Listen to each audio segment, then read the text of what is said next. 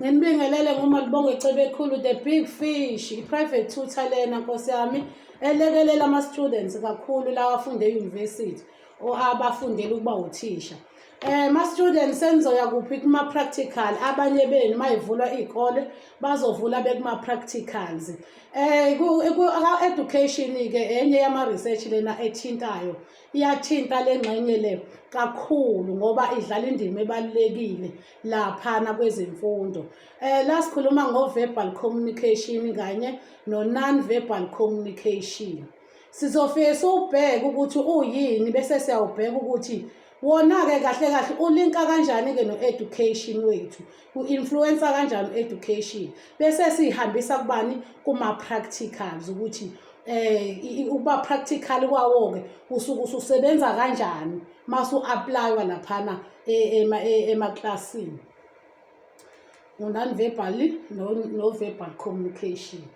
Lana-ke siyathola ukuthi kahle kahle u-verbal communication ile communication lena ethinta ukukhuluma. Siyakhuluma laphana, sawubona unjani class, namhlanje sowenza ukuthi, siyakhuluma kahle kahle nje i-definition yakhona. Bese kuzothi u-non-verbal, lapha ku-non-verbal laphana asikhulumi laphana. Esikhundleni sokukhuluma senzani laphana? Siyabhala, kudila nokubhala laphana, idile nani? Nama-gestures. Ama-gestures yilezi izinto lokho okusebenzisa ini? I-body language. Uthola ukuthi uthi hi, uvezisa isandla kanjena, uyamqhweba umuntu, uwenza noma yini nje oyenza ngomzimba wakho, ama-gestures. Bese kuba yini? Ama-facial expression. Ama-facial expression lana, la suke sikhuluma khona ngani? Ngokuthi umuntu umbone nje visually ukuthi yena u-right yini, uyahleka, ulingisa o-emoji. Ama-emojis lawa asebenza laphana. Umuntu uma wehlehleka uyambona ukuthi kanjani, ecasukile uyambona futhi ukuthi kanjani. Ama-facial expression-ke lawo. Bese kuzoba ama-props. Ama-props yini na? Ama-objects lawo noma izinto lezi esizibonayo bese siyasho ngokwemisebenzi yawo ukuthi zenzani. For isibonelo, uma mina ngibona umshayelo nakanjani, noma ngingatsheliwe ukuthi mangenzeni, sengiyazi ukuthi uma nginikeza umshayelo nje ngizoshayela. Uma ubona umuntu oyinesi, umuntu ogqoka ama-epaulet, lezi zinto lezi ey'la emahlombe ezimhlophe lezi maroon, lapho lowo muntu loyo awulokhu ubuza kubantu ukuthi yini leya, automatically uyabona ukuthi hayi yini leyesibili. Kungangani? Kungangokuthi uma nginikezwa mina kuthiwa nali irule, uma nginikezwa lona nakanjani ngiyazi ukuthi kumele ngidwebele. Uma nginikezwa iselfoni nakanjani ngiyazi ukuthi kumele ngifone noma ngenze something. Ama-props lawo izinto othi mazikhona zibe nemisebenzi yayo. Ilokhuza-ke i-non-verbal communication-ke yona idila ne-visual kakhulukazi, ama-visual activity lawa, ngoba siyabukela kahle kahle laphana. Awukhulumi, uyabukela, uyenza, akukho nje lutho okukhulumayo. Okusho ukuthi njengoba ubukela uya-observe leyo nto leyo bese uyayi-interpreta leyo nto oyibonayo ngendlela yakho ukuthi hayi ngeke. I-TV phela yokubuka, i-duster eyokusula ebhodini, umshoko owokubhala. Ama-props lawo izinto nje, ama-facial expression. Uyambona umuntu uyakubingelela, uyambona ukuthi umuntu ucasukile ngisho engashongo lutho edlule. Sikhuluma ngaloo nto ukuthi uyakwazi uku-observe bese uya-interpreta ukuthi angathi kwenzakalani-ke la, uyakubona lokho. Ake si-integrate-ke u-verbal and non-verbal communication kuphi? Kwi-education. Ake siwulinkise-ke ukuthi usebenza kanjani. Uma uthi uyawubheka laphana u-verbal communication lapha esikoleni kwi-teaching and learning, masikhuluma ngoku-teaching and learning sikhuluma ngani? Ngokufundisa nanokufunda, uthisha ney'ngane leza. I-teaching and learning laphana esikoleni isebenzisa i-verbal communication.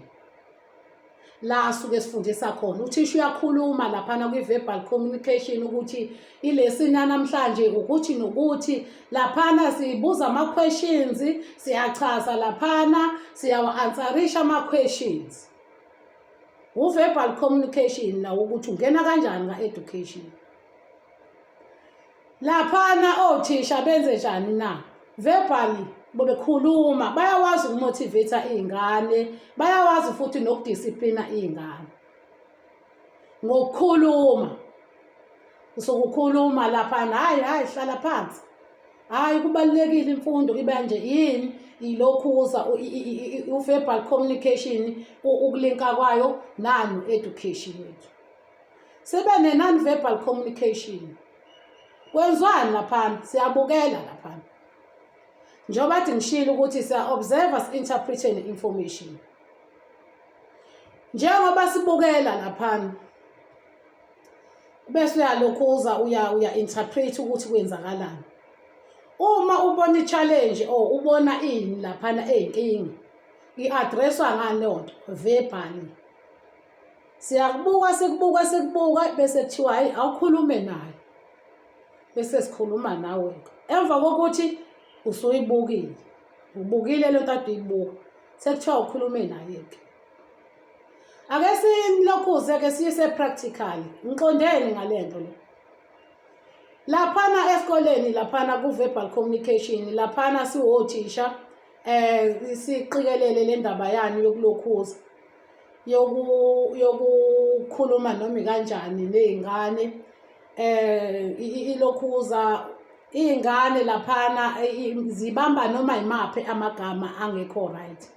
Okusho ukuthi lawo magama lawa osuke uwakhiphile wena njengothisha laphana eklasini ayayiwazi lowo magama la ukuformulate ini noma create i-bullying noma kube nempi nje ezovela emva kwalowo magama uthisha okawakhulumile. For example, uthola ukuthi ingane uyayiphoxa mhlambe uyibiza ngesidwedwe, yabo amagama mhlawumbe avamisile kwesinye isikhathi ukushiwo lapho. Uthola ukuthi omunye abizwe ngesiphuphuku, uthi uyathithiza. Uyabona lowo magama lawo verbal njengoba usuke wakhipha lawo. Iy'ngane ngenzeka ngelinye ilanga mayiphuma lapha phandle laphana zifike zisho lona ukuthi kuthiwa uyathithiza. Uyathithiza. Yabona sekuqala impi engasukumi phansi njengamanje ongayazi ukuthi izonqanda ubani. Okusho ukuthi laphana ku-verbal kubalulekile izinto esizikhulumayo singothisha ukuthi azi-affect yini umntwana ngandlela nathize. Angeke idale inxushunxushu leyo nto engiyikhulumile. Cabanga kusuthe iyathithiza ingane. Mayifika ngebreak laphana isihletshelwa ezinye uyathithiza. Bese isuka le ethiwe iyathithiza etshelwe uthisha wayo.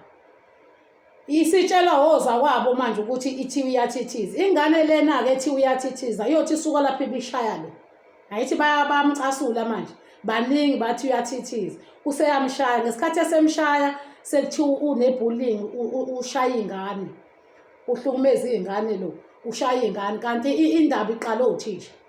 Lokho nibe aware ngaleyo nto le, ngibe ne-experience yalezo zinto nami kusewa ama-practical ngakubona leyo nto leyo.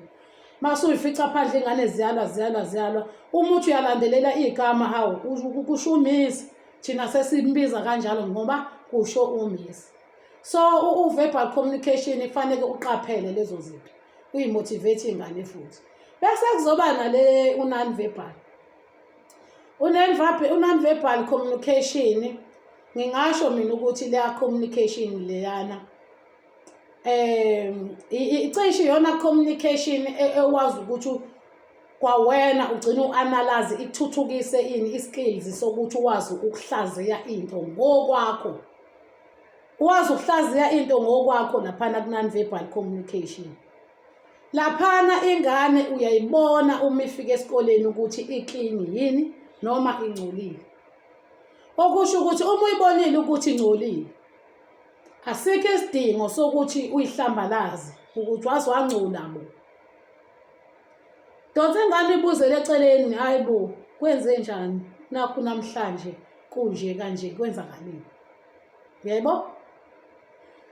Donse ingane laphana ingane uyayibona ukuthi ayiwazi ukubhala kahle, ibhala iminyane bese kuba amakokoloshe. Uhlezi ukubona lokho kodwa manje uhlezi ukuba ngathi uyakuqabuka. Yena nongibhalela yena ebhalile uyishaya ingane ngani nge-exercise layo. Yayibona-ke lapho-ke masiyenze njalo i-self esteem yengane yehla, ukuzethemba kuyehla kuyohlala phansi. Uthe yalaphana umisi useze wangishaya ngephepha shuthi mina nje imisebenzi wami ayikho nje into engiyenzile. Shuthi mina bengazwanga ngale ndlela yokuthi abanye basashawa nge-exercise sikushawa mina kuphela. Yayibona indaba? Kuyinkinga nakho lokho futhi. Enkulu. Uyambona umntana uhleze efika late. Ufika late njalo wena uyamphanisha. Njalo uyamshaya. Usuka wayibuza ukuthi ake ngimbuze ukuthi ufikele nje ukuthi ake ngimbuze lo mntana ukuthi yini indaba efikele late. Ukulandelele nje nodaba lakhe ukuthi kwenzakalana. Uyazi uyamthola ukuthi ufika late kanti uqale enze ezinye izinto. Uthola ukuthi uqale enze ezinye izinto lapha nakubo kanti efika esikoleni.